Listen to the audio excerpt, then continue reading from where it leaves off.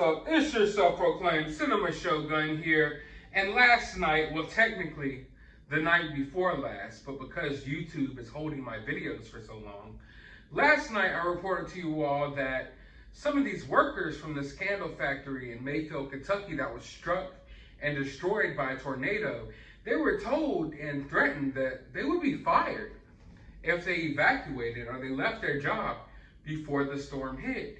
And now we are hearing similar things come out of the Amazon warehouse that was destroyed in Illinois, with one person actually sending their loved one this message before ultimately meeting their demise. And this is basically the last time this woman spoke with her husband, and he was telling her how they wouldn't let him leave.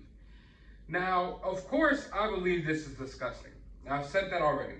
It's absolutely disgusting that these companies think that they should keep people working under these conditions, you know, while the storm is coming. Now, I know in this area, there's a lot of storm or a lot of tornado watches, a lot of tornado warnings. There's a lot of it, okay? I don't know if we can necessarily expect them to shut down every time there's a tornado warning or watch in this area, although I definitely would appreciate it if they did, and I'm sure everyone else would. And I think that's maybe the route we need to take going forward.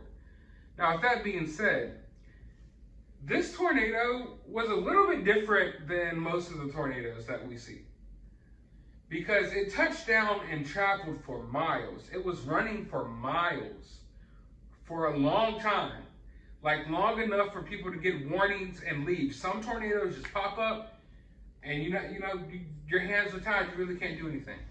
But in this particular situation, with this particular tornado, there was ample time for people to leave and get where they needed to go. Now, would they have been safer wherever they were going as opposed to the Amazon warehouse? That was one of the big questions in my mind when it came to the candle factory. Because when you think of this big factory building or this big warehouse, you would think that they're built tough, they're built to last. You would think that they are safer than your little home. Like, I would be safer, at least in my mind, I think that I would be safer in a big Amazon warehouse as opposed to my little home. But you see, after looking into it a little bit, it turns out that Amazon cuts a lot of corners when it comes to building these warehouses. Like, these are some of the cheapest warehouses you can build. And not to defend Amazon, a lot of warehouses, do this nowadays. But I don't know. I mean, with the candle factory, maybe I can excuse it a little bit more that the building isn't, I guess, the strongest, sturdiest building of all. But when it comes to these Amazon warehouses, most of them are relatively new. These Amazon fulfillment centers and stuff, most of them are relatively new. Also, Amazon is literally like the biggest company in the world. Put a little more money behind it and build some tougher buildings. Like these factories that were destroyed, I want you to understand, they were just leveled, completely just destroyed. I saw houses in the tornado's path that did better than these warehouses. Small, one-story, even two-story little homes hit by this tornado that did better at holding up than these warehouses. These warehouses were basically built out of paper. As soon as the storm hit, roof collapses, get torn off, walls are falling in, because they're built half-assed. That's why they're able to build a lot of these buildings so quickly. I remember they were talking about a new Amazon fulfillment center around where I live. And they were talking about they were going to build it and whatnot. And then like 2 or 3 weeks later, it was done. And I was like, what the hell? And I'm talking about a huge warehouse. But it's because of the way they build them. I can't remember the name of the process for the life of me. I maybe need to look it up real quick. But it's a certain process they use where they put like the walls up and then they drop the roof on top. It's a really cheap way of building the warehouses. And that's what happened here. So for one, like I stated in my last video, these areas that are getting hit by tornadoes a lot, you need to have a bunker or something within these warehouses. If you're going to house all of these employees and you don't want to send them home during tornado watches, tornado warnings, there needs to be some safer route to go. You know, all of this, oh, go sit in the corner and put your hands on your head like you're in elementary school. We know that doesn't save anyone from anything at all. And especially when you're at these warehouses, there's often chemicals and flammable stuff. Like, it's just a recipe for disaster. Now, like I said, I believe it's absolutely disgusting that they were told they couldn't leave and their jobs were threatened if they couldn't leave. But at the same time, we're adults here. And I want everyone to watch this video. If you ever are scared for your life, get the hell out. Get the hell out. I don't care if your job tells you they're going to fire you. Who gives a damn? I know people need to work. I understand it. But who gives a damn? Amazon doesn't even pay enough for that. If I think that my life is in danger, I don't care what my boss says, any of that. Now, at the same time, yes, we need to hold these people responsible for doing this, but I'm just saying, if it were me, and I'm encouraging you all, do not die for your job. Do not think your job is that important. No job is that important to lose your life over. I don't care what your boss, your manager, anyone tells you, oh, you're going to lose this other job. To hell with that job. To hell with that job. Guess what?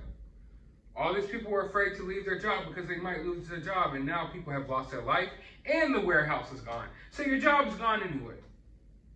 If you fear for your life or something like that, make an adult decision and leave. You're not a slave. You're not a child. Get the hell out. You don't have to listen to anyone. You don't have to answer to these people. At the same time, I do not like that it was held over people's heads that they're not going to, maybe be able to put food on the table if they try to go make sure they're okay during the storm. Life is about learning from your mistakes and growing and building, life is about growing and learning from your mistakes. And how can we grow and learn from these mistakes? It's not like this is the first thing that's happened or the first time this has happened. It seems like Amazon warehouses are like the hub for a lot of crazy things. Not only like terrible work conditions, people are like conveyor belting, trying to load packages while peeing in bottles. It is horrible. It is absolutely horrible. But how can we make it better? How can we look at this situation and hold people accountable and make sure that people's lives are more valued by these companies that they're working for? Because this won't be the last time a tornado comes. This won't be the last time a tornado comes by an Amazon warehouse. Before you know it, the whole entire world will be Amazon warehouses. And tornadoes will have nothing left to strike but Amazon warehouses. So how can we today go ahead and make things better? It's not like Jeff Bezos and Amazon doesn't have enough money. They were literally flying people to the rims of space last weekend, right? Over the weekend, they shot Michael Strahan's gap-toothed head ass up into the stratosphere. Yet we got warehouses made out of construction paper that are just getting ripped apart. Just ripped apart. Honestly, a bad thunderstorm could probably roll through this area and take out one of these damn things. Yet Jeff Bezos is shooting himself into the sky on what looks like a giant dildo. I'm over it. I'm over it.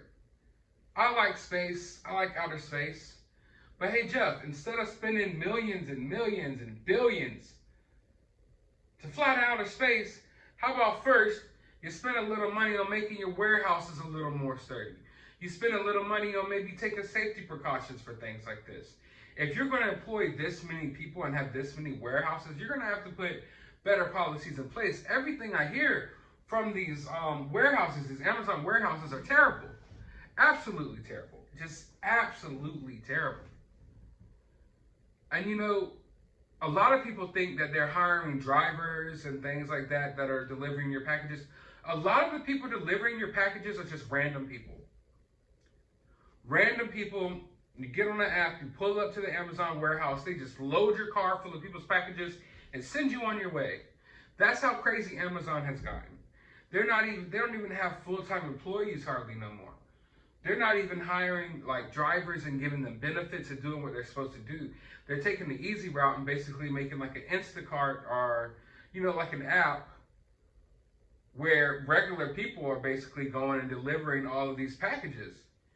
And they're getting paid very little, and they're not getting any benefits. Back in the day, being a delivery driver was a pretty good job. If you're delivering for UPS, FedEx, you know, and I guess now Amazon, that could be a career. Like, people make good money doing that.